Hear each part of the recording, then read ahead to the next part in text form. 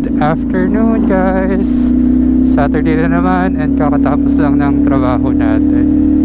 So for today's video, pupunta tayong Martas na restaurant sa Ormoc City. So it should be mga 2 hours siguro papunta doon. So kaya ako to vlog, kaya ako nag-vlog is really para para may purpose yung mga rides natin. Naghahanap lang talaga ako ng excuse para makapag-motor.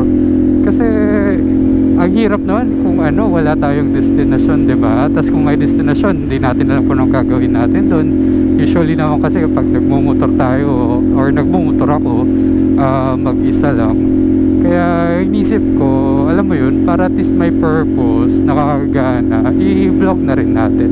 And para din habang binablog ko, kung malapit lang kayo dito at naghahanap kayo ng area na pwede nyong pasyalan, ma-share ko sa inyo, mabigyan ko kayo ng idea kung saan pwede pumunta. Open. So galing tayong Tanawan, punta ngayon tayong Ormoc sa Martas Restaurant. Try natin yun kasi recommend yun ng isang katrabaho ko and sabi niya masarap daw doon. So subukan natin pumunta doon. So from Tanawan to Ormoc, mga 2 hours. Dadaan tayong Dagami tapos Pastrana ata. So inner road yung dadaanan natin ngayon. So yeah, sama lang muna kayo and tingnan natin kung worth it yung ride natin papunta doon. Pero kahit walang pagkain, actually yung purpose naman lang talaga nito is makapag-ride naghahanap lang naman tayo ng excuse para makapag-ride. Hindi naman talaga importante ang destination. Kanina nung nasa trabaho ako, night shift kasi ako so lumabas ako mga 8 AM natapos ang trabaho. Bago matapos yung trabaho, inisip ko kanina bukas na lang sana mag-ride. Itong Saturday na to, pahinga muna, pauwi sa tulog. Pero nung iniisip ko yung mga lugar na pwede kong puntahan bukas, na-excite ako, alam mo yun. Sabi ko, pwede naman today, kaya today na lang. So hindi ko napigilan sarili ko, kaya eto, hindi naman tayo antok sanay na tayo sa night shift, kaya naman. Magbabalikan lang din naman tayo, hindi naman tayo mag-overnight doon. So 2 hours papunta, kain konti, 2 hours na naman pabalik. So yun ang plano natin for today. So bilis-bilisan natin kasi para makauwi tayo maaga. Ayokong magabihan sa daan. Anong oras na? 10:30 pa lang naman, and I'm pretty sure makakarating tayo dun before 1 kahit nagbibideo tayo. Pero just to be sure, ayaw natin magabihan. Mahirap pag motor sa gabi. So ayaw ko rin makisabay sa rush hour. Itong road na to from Tanawan to Burawin, gustong-gusto ko talaga dito kasi konti lang yung sasakyan. Tingnan nyo, ang luwag. So nung bago lang tong motor na to, ilang beses ko ito pinag-ridean para lang ma-practice. Yun nga lang, hindi siya aspaltado, so ramdam mo yung mga lubak-lubak. Pero okay na din, masanay din tayo dyan. Ito na ata shortcut papuntang Pastrana ata to. So inner road siya. Medyo hindi tayo familiar dito, although nakadaan na ako dito before. Tagal na, kalimutan ko na. So check out natin.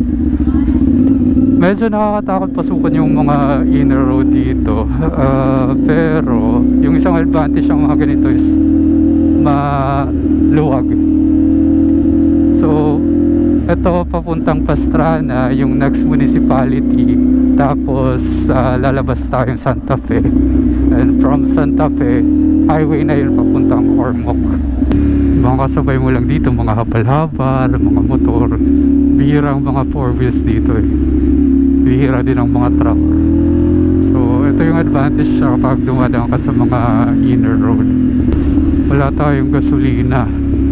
Okay, kalimutan ko kanina, pero sige, sana umabot pa. Abot pa to. Ano tayong gas? Like below 1 bar na lang tayo. So pag-gas muna tayo. I think nasa town na tayo ng alang-alang. Yun siya.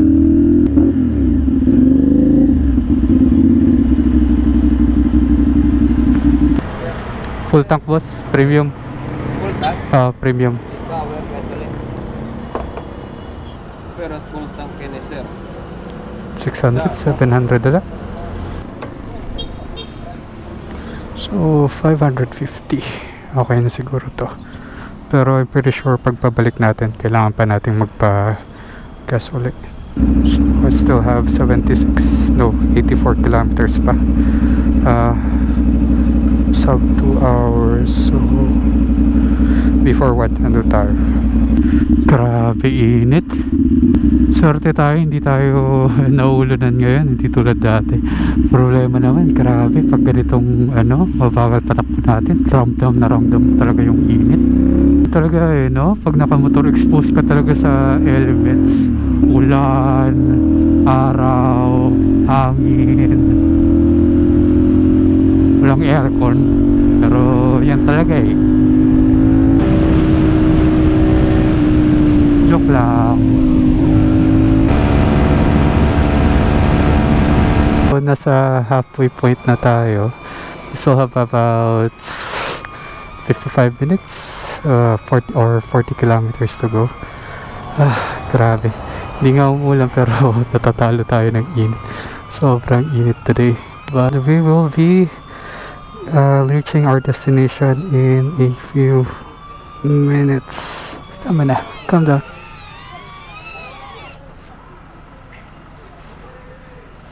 Yun lang guys, malapit na sana tayo. Nagkaroon pa tayo ng problema. Yung phone holder natin na Motowolf dito sa side mirror natanggal, tas nahulog tong phone na to, kaya yan, naibasag. Sana sana yung screen protector lang.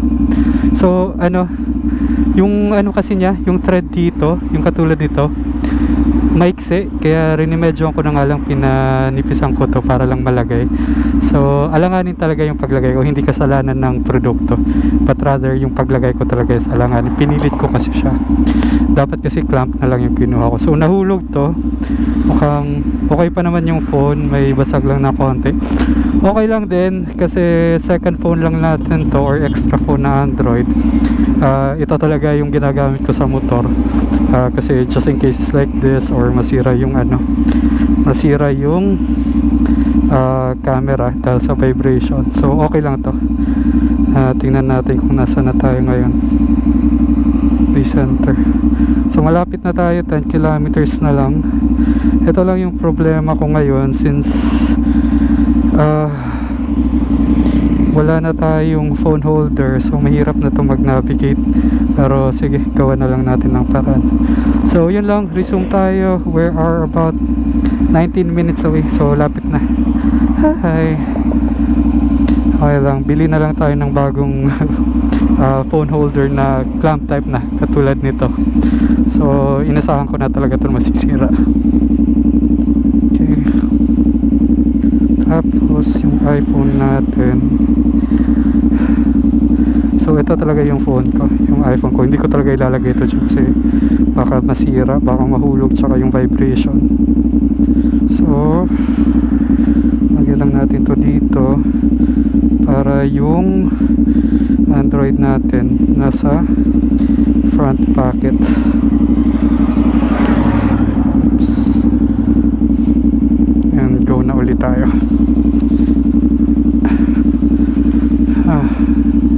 Lang, nahihirapan tayo mag-navigate. Although medyo familiar tayo dito, first time kasi natin pupuntahan yung restaurant mismo. Technically nasa Ormoc na tayo Dalawa kailangan natin bilhin. Kailangan natin bumili ng katulad nito ulit para pang tapon dito. Tapos kailangan natin bumili ng phone holder na clamp type na para wala nang problema. So yun lang muna guys, I will start vlogging again pag nandun na tayo sa restaurant. So Ford Star Oil daw, tas right. Ayun, nakita ko na yung sign. So dito pala talaga dapat. Martha's. So yun lang guys, we already arrived. Medyo nahirapan tayo hanapin. And init ng ulo din talaga yung init. So, pali-pala na tayo si Neo para may pang-reels tayo mamaya. Singlet coffee. So we're already here at Martha's Place. Sana masarap and sana wala masyadong tao. Okay, sunod lang si Neo. Alright, so kakatapos lang natin kumain sa Martha's. The place was good, maganda siya.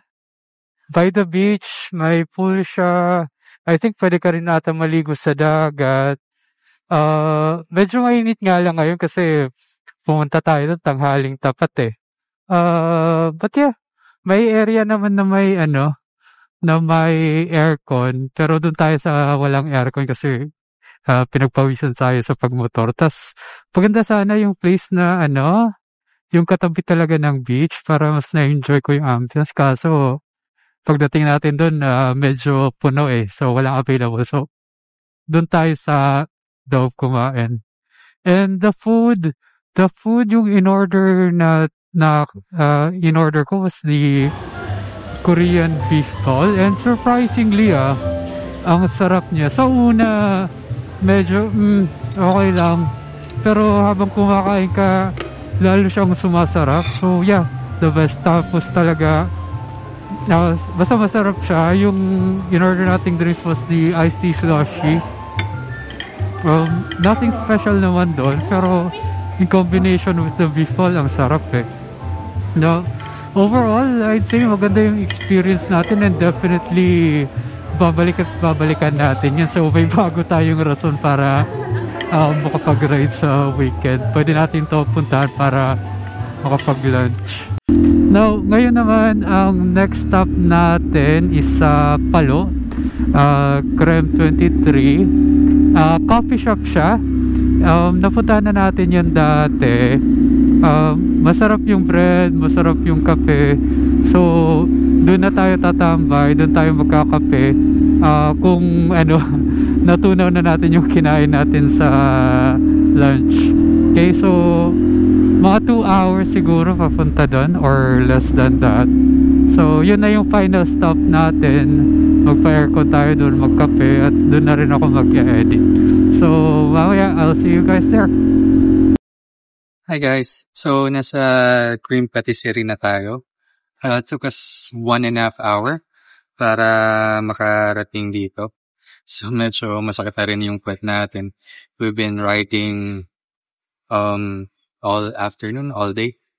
So, dito na tayo magpapahinga and from here, malapit lang Tacloban, siguro mga 20 minutes away. So, palipad muna tayo ng drone and I ordered their caramel frap, tapos cheese garlic bread. Cheese cream garlic bread, something. So, ito na yung dinner din natin. After this, we'll be going home. And yeah, so thank you very much for coming with me to our trip. This was my longest ride ever kasi balikan, hindi tayo nagstay in. And I had fun. I'm glad na may bago tayong rason or destination para mag-ride. Okay? So until we meet again, you guys take care. Safe riding. Bye-bye.